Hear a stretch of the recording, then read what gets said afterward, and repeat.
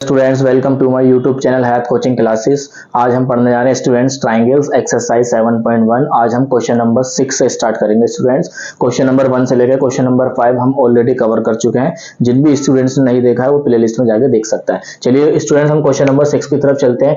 एक मुझे figure given है जिसमें AC is equal to AE है, यानी कि ये जो AC लाइन है स्टूडेंट्स ये AE के इक्वल है, एंड जो AB is equal to AD है, यानी कि ये AB लाइन है वो स्टूडेंट्स AD के इक्वल है, एंड एंगल BAD यानी कि ये वाला एंगल ये एंगल एक दूसरे के स्टूडेंट्स क्या है, इक्वल है। मुझसे प्रूफ क्या करवाया, BC is equal to DE, यानी कि ये पूरी लाइन और DE ये वाली लाइन मुझे स्टूडेंट्स क्या करनी है, इक्वल प्रूफ करनी है।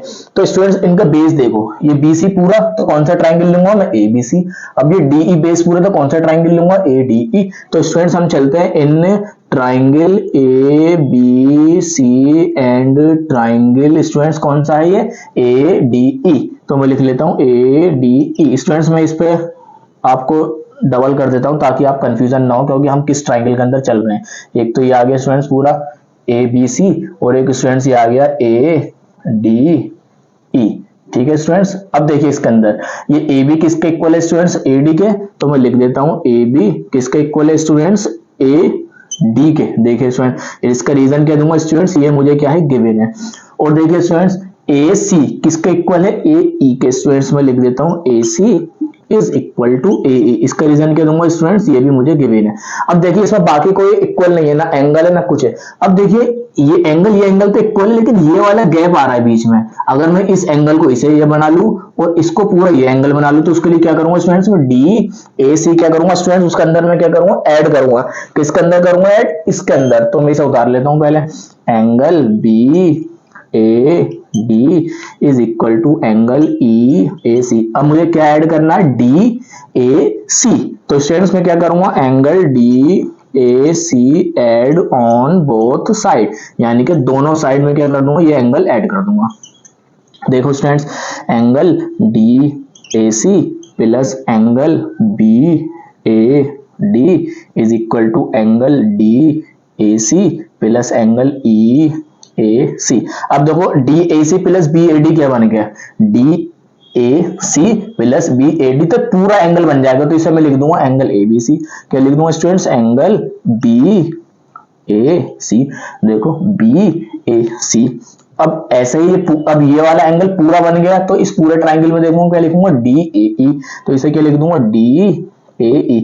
अब देखो स्टूडेंट्स, साइड एंगल साइड, यानी कि दो साइड्स के बीच में एंगल है। तो स्टूडेंट्स क्या हो गया, ट्रायंगल ABC स्टूडेंट्स कॉन्ग्रुएंट है ट्रायंगल ADE के। कौन से रूल से students, by side angle side. अब देखो स्टूडेंट्स, ये क्वेश्चन हमारा हो जाता है, क्वेश्चन नंबर 6 यही कवर। आप इसका स्क्रीनशॉट ले लो। अब हम चलते हैं क्वेश्चन नंबर स्टूडेंट 7 की तरफ। हम क्वेश्चन नंबर 7 की ओर चलते हैं, देखते हैं क्वेश्चन नंबर 7 को। AB is a line segment, ये जो AB एक लाइन सेगमेंट है।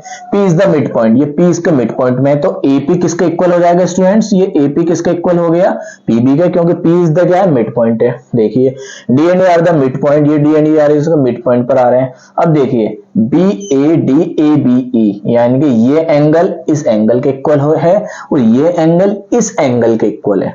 और मुझसे प्रूफ क्या करवाया स्टूडेंट्स, इसके दो पार्ट हैं। पहले पार्ट में क्या प्रूफ करवा रहा है मुझसे, ट्रायंगल DAP।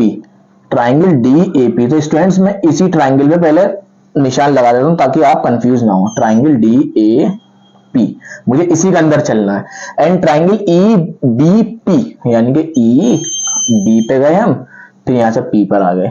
इन दो ट्रायंगल के अंदर मुझे स्टूडेंट चलना है। अब देखते हैं, हम ये लिखते हैं, in triangle DAP and triangle EBP।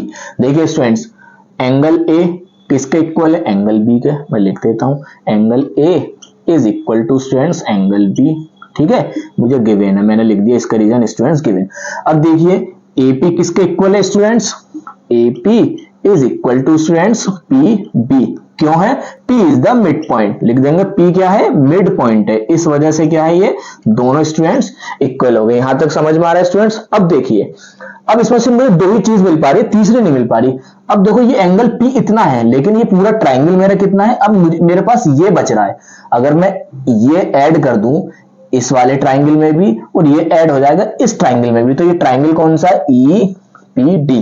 तो मैं क्या लिखूंगा स्टूडेंट्स, ये जो मुझे गिवन है angle E P A is equal to angle D P B. अब इसमें स्टूडेंट्स मैं क्या करता हूं स्टूडेंट्स, ये E P B angle E P B add on both E P, students D है तो इसे डी कर लेते हैं, E P D add on both side.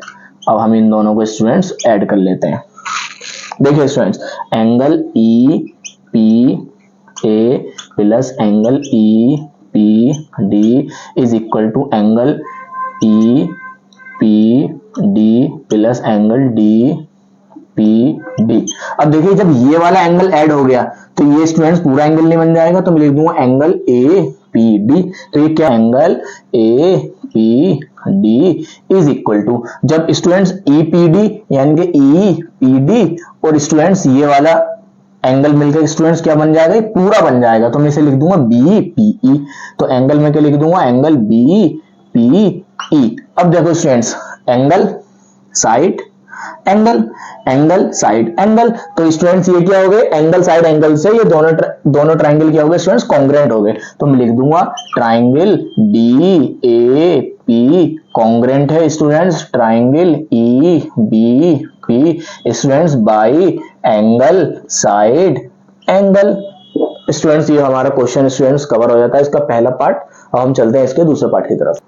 चलिए स्टूडेंट्स हम इसके दूसरे पार्ट की तरफ देखते हैं। Students AD is equal to BE proof करना है मुझे, यानी कि ये AD और ये BE को प्रूफ करना है। अभी स्टूडेंट्स मैंने दोनों ट्राइंगल को क्या प्रूफ किया, कॉन्ग्रुएंट, तो उसकी करस्पॉन्डिंग पार्ट भी क्या होगी स्टूडेंट्स, इक्वल होगी। तो मैं लिख दूंगा स्टूडेंट्स सिंपल सा AD is equal to BE होगा स्टूडेंट्स कौन से रूल से, by CP CT corresponding part of congruent triangle.